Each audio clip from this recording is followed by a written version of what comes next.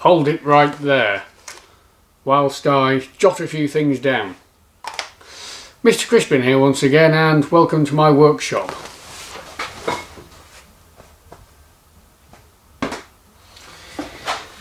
To begin today's video, a surprise, or two surprises. Number one, a gentleman in America called Sam Shablom has sent me what must be the world's strongest pair of braces, made out of leather with metal hooks.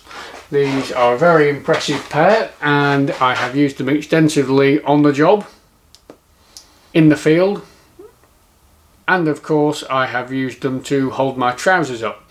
Next up, a friend of mine, Dave Ticehurst, has sent me some pens. Very fine pens in both senses of the word, nice long nib on them. Now I want to mention Dave briefly because he has for a long time been a major supporter of this channel, and in his retirement he has decided to start his own YouTube machining channel. Now he has lived and breathed machine tools since he was a boy. He has a lot of knowledge, and I'll go as far as saying that you will find things on his channel that you won't see anywhere else on YouTube. So I suggest everybody goes and has a look at his channel, however only once you finish this video, of course. Today's video might be considered a locomotive teaser. I'm going to be finishing the slide bars, and on that topic I've had quite a few questions saying, am I ever going to get back to building this locomotive? The answer is yes. The third building stint will be coming up in about 2 months. I'm going to make it a substantial stint. I just have a few more machine tool accessory related things to finish first, and today is a topic along those lines. I'm going to be taking a Coventry die head, setting it up, cutting some threads, and in doing so finishing the slide bars. So I will mention that I know absolutely nothing about Coventry die heads, so if I'm doing something totally wrong, please say so in the comments, and for the rest of you I invite you to have a look through the comments and see what the experts have to say. With that said, over to the bench. Here is an example of an automatic die head. Now this one happens to go by the brand name of a Coventry die head, but no doubt around the world there are many variations.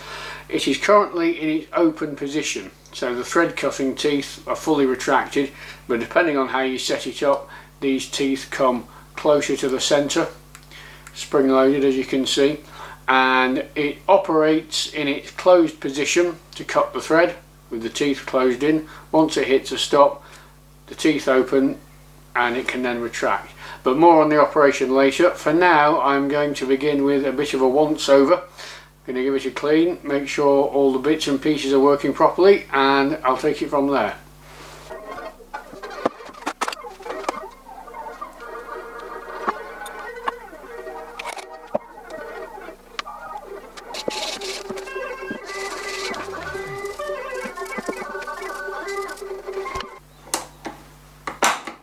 A lot of oil, a bit of cleaning, and one second hand knob later, and this is looking a little more operational. As you can see, the mechanism is set by use of the knob, and then upon a forward motion being applied, the mechanism releases. Now what that's actually adjusting is the relationship between the slot in which the thread cutting teeth sit and the lobe that comes round the back. So as the lobe comes round, it acts upon the rear end of the thread cutting insert. I'm not sure whether they're called chasers or dies, but that is the basics of it. So let's see if I can install the 6BA dies that I want to use. Referencing the packet, they are indeed dies. Okay, now with that said, you can now see from this angle the operation. This effectively, I guess, what is a scroll comes in, a bit like a scroll chuck. You can see this lug comes round. So I was expecting to see a 1, 2, 3, 4 on this somewhere, but I can't. So I'm going to assume that if I put the dies in 1, 2, 3, 4, that it will be okay. We will soon find out. These, by the way, obviously have the correct thread profile, but they also have a lead-in angle, and depending on exactly what type of die you've got, you can have a difference in the geometry of the lead-in. So these, for example, have a 20-degree lead-in, but depending on what the materials and the part geometry are, different numbers can be specified. These just came from eBay. 1, 2, 3 and 4. Okay, I'm now going to get a 6BA screw and see if I can carry out some adjustments. Right, I've got no idea what I'm doing here, although I do know that for this to form a 6BA thread, these have to close in until they are about here. And that does appear to actually thread in there, so perhaps the order of the dies is correct. Now, I'll show this from a different angle, but the actual stopping position of this head is controlled by a grub screw, a bit like a tailstock adjustment. 2 grub screws with a stop in the middle. So let me do some tweaking with an Allen key and I'll see if I can close this gap. 1 grub screw here and another grub screw on the other side.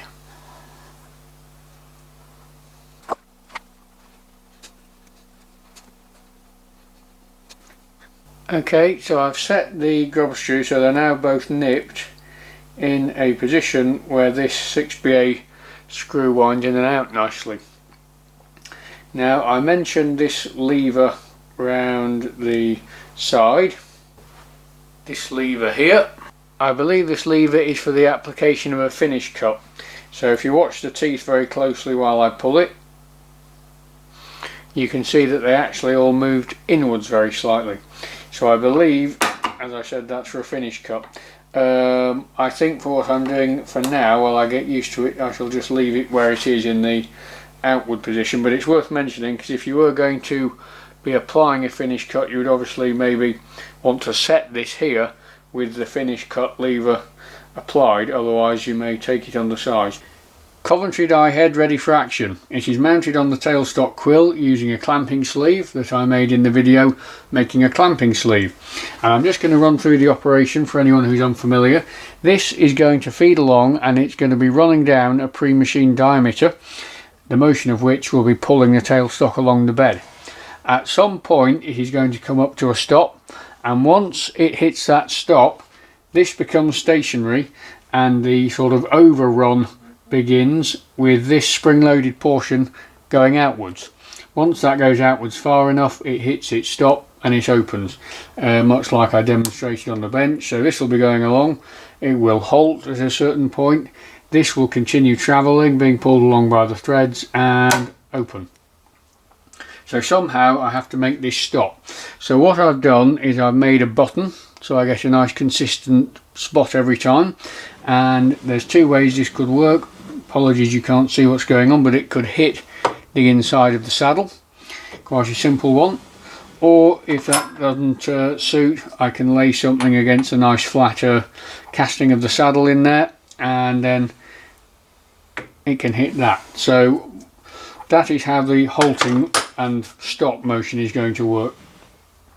Now, following my setup on the bench, I cut a thread and it was extremely slack. So much so that I first of all questioned the form, so let me show you what I found. Projected at 10 times on the shadow graph, some things can be observed. This is the component I've made, and here is a commercially produced 6BA bolt. Now, at first I wondered, were the root radii a little on the large side, but comparing to this commercial one, no, not really. I'm quite happy with the form. What can be noted is that the piece looks generally narrower than this one, so this and the nut fit is suggesting that I need to increase the pitch diameter on the die head to make it fatter, which is fine, but I needed to check this because were the form to be the problem, let's say one of the die teeth was malforming the thread form, then I would be erroneously adjusting the pitch diameter to try and take up what was actually an error with the form. And it's worth remembering with threads that the form must be correct, because if you just use the pitch diameter to take out errors, then you are not going to get contact where you should have contact. So the form must be right and the pitch diameter must be right, and now that the form is right, I'll make the pitch diameter correct. Right, a few goes at setting the pitch diameter and I have got a knot fit that I'm happy with. I have had one more issue, however, and that is with the length of thread that it's possible to produce. You can see here my first go at a stud, and basically as the die head set off, it produced the threads. It then came to its stop, and when the springs came to open, there was not enough strength within these threads to overcome the spring pressure, so the head didn't open, but it stopped moving longitudinally, and so it just stripped all the threads off. You've got to remember that these little threads are responsible for having the strength to pull the die head along and overcome the spring pressure so that it can open. For it to open, it has to be drawn continually down the length until it overcomes the stop, and with that number of threads it was fine, but with this number of threads it wasn't actually, there wasn't enough strength in the threads for it to overcome the spring pressure, so I've had to go for a slightly longer length of thread. But with all that said, I now consider the job set. So I have now got a setup on the Myford lathe suitable for cutting 6BA threads. But why on earth would I require that for finishing the slide bars?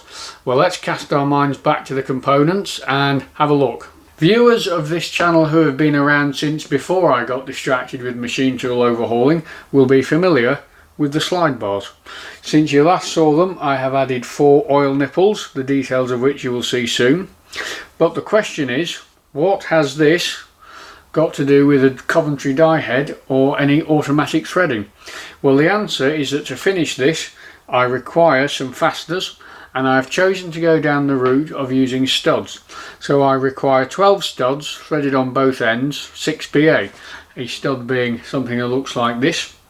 And to make these studs I have decided to use the Coventry die head, and that's the purpose behind this little video. I'm going to make the studs using the Coventry die head to finish these. So with all that said, let's see what I can turn around.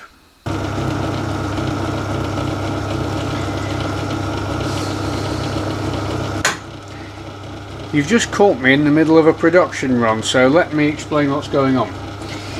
Here I have an ER40 collet in which is a piece of silver steel, and the operation you've just seen is the first or last, depending on how you want to look at it, in my little sequence of events. The operation I've just carried out with that tool has done 2 things. Firstly, it has separated the component from the stock, but it has also pre-chamfered the end of the next piece. So the parting tool with a bit of extra geometry has parted off one and pre-chamfered the next. From here I install my setting piece. I put the lathe into back gear to act as a form of spindle lock, and I then can set my next length.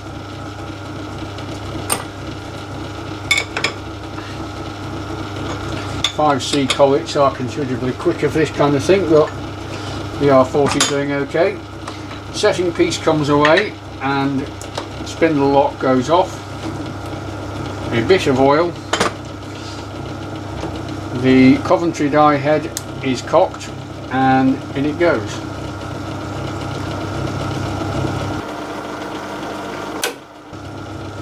That produces my threaded end. And now we're back to the part off operation where it all began. The spindle speed's a bit inconvenient. I'm having to run at a speed suitable for the threading and just having to put up going slowly with the grooving.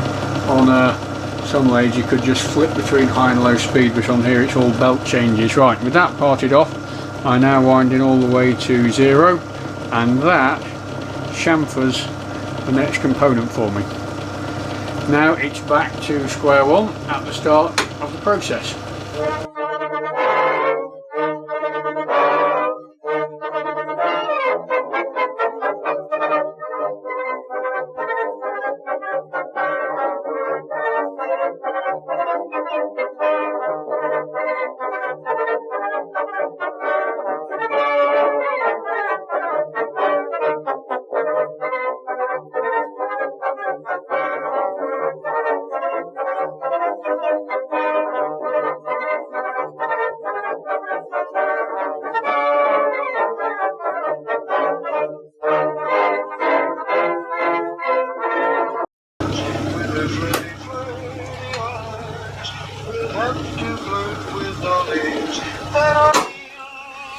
Lost my parting tip. Right, well I thought perhaps I reached the end of the bar and it was too short and it had just pulled out in the collet, but that's not the case. It looks like for some reason the tool just decided to grab it and it bent it and snapped the tool off. So a bit of regrinding required and then I'll have to set up again. Right, well it could be quite time consuming to try and set up from scratch again and get back to the same outcome I was getting. So what I've done is I've been to the bench and I've straightened the piece out and I'm going to try and use it to reverse engineer the setup. So I'm going to put it back in the collet with a little bit of drag and I'm then going to do the setup in reverse. So I'm going to put my stop back on, pull the component back to where the stop would have set it in the first place,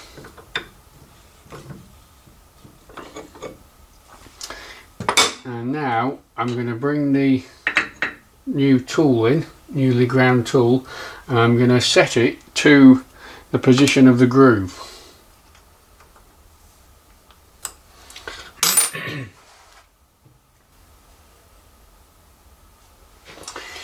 Right, I'll check the centre height out exactly on my next facing off operation, but with that done I can now bring this back in, and this should actually already be set because the relationships should now all be as were. But if I just bring this back up, looks about right. The head travels slightly forward under its spring-loaded portion. So that's it. I'm going to try another one now and then compare the results to what happened before. No prizes for guessing what happens in Op 2. I'm going to flip the piece round and do the other end. Now it's not so much Mr. Crispin today, but Mr. Mishap. Whilst positioning everything for this op, I miscalculated the amount of overrun the die head does and it crashed into the collet nut. Right, the setup here is much as it was in Op 1. I'm going to use this setting piece which has been adjusted in position to pull the piece out to, and unfortunately I've had to come a long way off the collet face to account for the fact that the die teeth are quite far within the die head, so it can't really be helped. That is set. I'm going to clean the face up and chamfer it using the passing tool again, and then I will bring the die head in and form what will be a slightly longer thread.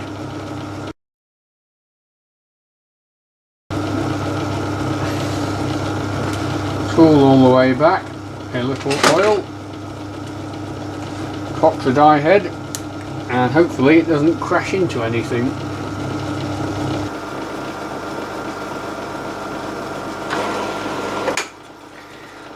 Hopefully indeed.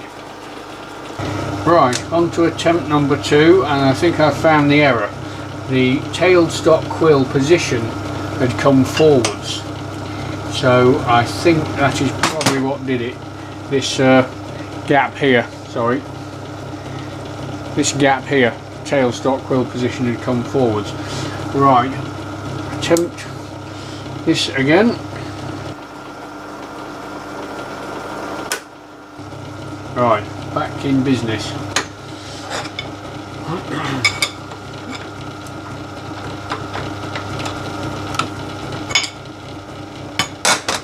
Keep an eye on that quill.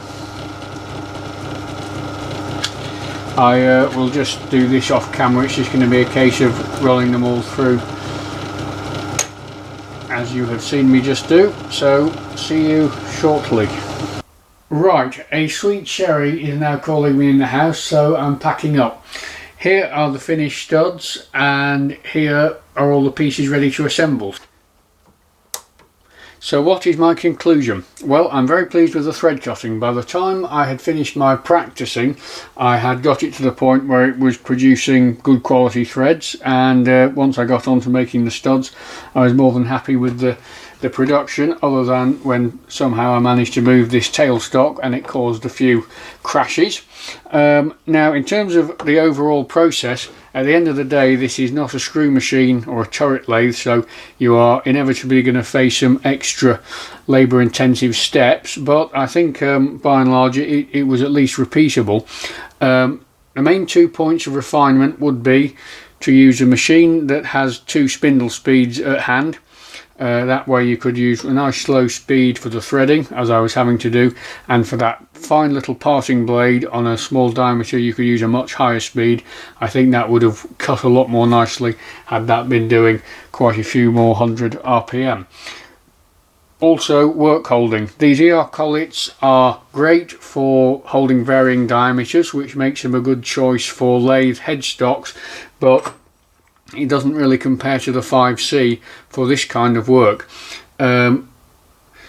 First of all, the 5C can have the stop arrangement in the back, so rather than me having to try and pull up to a stop front ways, you can actually push back to a stop. Big improvement in accuracy there, because as a collet closes it tends to draw inward, particularly these ER collets where you're closing quite a range. They draw inwards to a high degree, and I was getting around that by just pulling it to the same stop every time and tightening it roughly the same amount every time, such that the drawing inward was similar. But you can't beat having a rear stop and a collet that doesn't draw in much. So these draw in a lot less and you have a back stop. As I said, quicker to operate. If you've got a collet closer, you're talking seconds. In addition to that, there's much less faffing. These ER collets, once you've locked them down, you tend to have to bring the nut all the way forwards, watch, for them to release, whereas these with a collet closer, in out no problem, and that means you can get everything closer to the spindle because you don't have to leave room for the travel of this nut. So I'll be sticking with the R40 on this machine because it's fine, but if you are out there and you're wondering about screw machines and this kind of thing, the 5C collet is definitely the go-to. Well, that's quite enough for one day. The slide bars are finished and they're going to go back in their box. In my next little series I'm going to be doing some grinding. I'm going to regrind the lathe spindle nose. I'm going to regrind some of the lathe spindle tooling, and in doing so give myself a properly functioning set of work holding solutions. With that said, I'll say thank you for watching. I hope you found this interesting and see you on the next video.